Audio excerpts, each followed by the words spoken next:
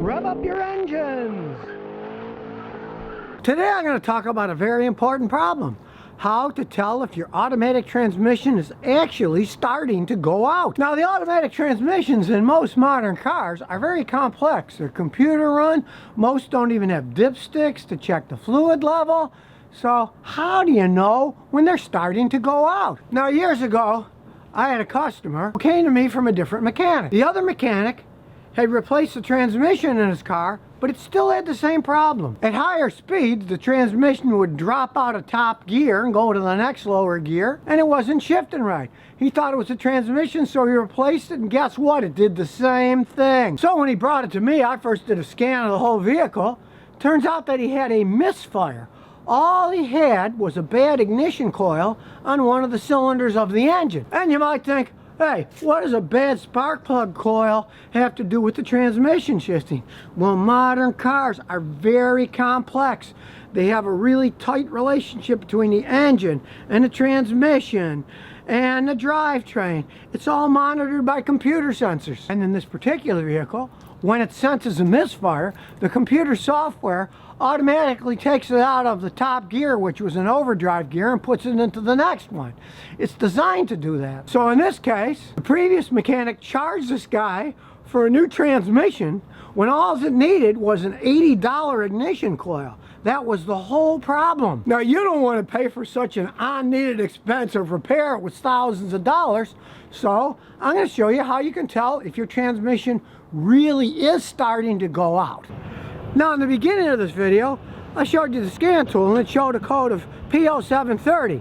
I hooked it up to this van. Right away, you know, okay, it's got a problem in the transmission. Now, unfortunately, there's over a dozen different things that can cause this particular code. That's when you got to use your brain and also use the internet to see what this particular vehicle has a problem with. Because we know it's a transmission problem because P0730 is gear ratio incorrect inside the transmission, but we don't know what exactly is causing this code. Now, this particular code, incorrect gear ratio, it could be a whole bunch of different things. Sometimes it's as small of a thing as the fluid's dirty or the filter's clogged up. But from my experience with many makes and models, when you get an incorrect gear ratio code, especially with ones that are known for having problems, it means that the transmission itself is going out and it needs a full rebuild. Now, nowadays with modern complex automatic transmissions, you're talking about thousands and thousands and thousands of dollars. And from my research,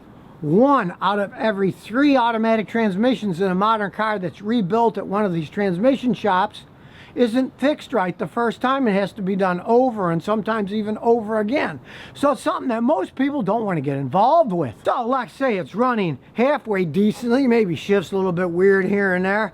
Well, at least with this code reader, we could tell there is a transmission problem. And if you have a mechanic check your fluid, which you can't check yourself anymore because they don't have dipsticks, and it's not low on fluid, and you can't find other problems with the scan tool, it's probably a good idea to just get rid of your vehicle rather than spend all that money fixing the transmission. But as I said, you still want to use the internet because modern cars have such complex automatic transmissions. They shift often mainly through software, and sometimes the software is just bad and it needs upgrading. So the internet can help you here. I'm using the National Highway and Traffic Association, whatever it stands for. You can look up recalls, known TSB problems. Years ago, I had a customer with a Honda Odyssey. They're known for bad transmissions. And Honda had kind of a secret warranty on them. I looked it up for the customer, printed it out for them. Then they went to the Honda dealer, and guess what? They got a brand new transmission, absolutely free. Hondas always were a bit weak on their automatic transmissions, but on the Odysseys, they were absolute garbage. And they knew it. And so I have seen numerous people get free automatic transmissions put in them by Honda when they looked up this information and found out, hey, it's a known problem, complained to the dealer, they got free transmissions. Now, me, I'd never want to get involved in any of that nonsense in the first place. I mean, I'd buy a Toyota and not worry about the automatic transmission. But when you realize there's this kind of information out there on the internet, take advantage of it. Just go to nhtsa.gov. And it's not just one way, it's 2-way. You can complain there. And when they get enough complaints, say a faulty transmission in any particular vehicle, they will have an investigation on it. And that often leads to a recall. So don't be silent. Tell the world about your problem, and you might really be surprised at what might happen. Now, I've been warning people about buying certain types of transmissions for years, but I can't reach everyone. With the ability to use your phone and look up such information, really good place to start if you think you're starting to have transmission problems. Because of my grandfather's day, and he was a mechanic, hey, he wasn't an automatic transmission mechanic. He'd even say about them that every time somebody brings in a transmission, they try to sell them a full rebuild to make some money. So the more knowledge you can get yourself, the harder it is going to be for people to rip you off. Because realize, hey, go to a shoe store, put on a pair of shoes. What's the salesman going to say? Oh, they look great on you. Go to a transmission shop and say, I think my transmission's going on. Odds are they're going to say, oh yeah, it is. It needs a full rebuild. Maybe it does, but maybe it doesn't. You want as much information possible, and even if you're not going to do any of the work yourself or even have a scan tool, at least go out and get estimates from different places to see what they say. Because if it's a real transmission problem, all the honest guys are going to give you the same diagnosis. Where if you keep getting different diagnoses from different places, then you should start wondering, hey, is it really a transmission problem?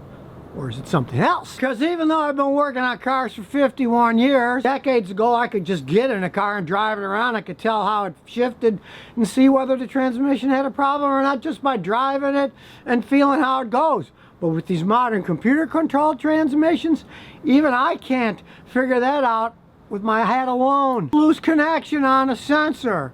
Or, even worse, some fool decided to go under the hood of their car and pressure clean everything, and then they got water and it infiltrated into all the connectors, and the transmissions have a bunch of electronic connectors on them. I've seen that make them go bad.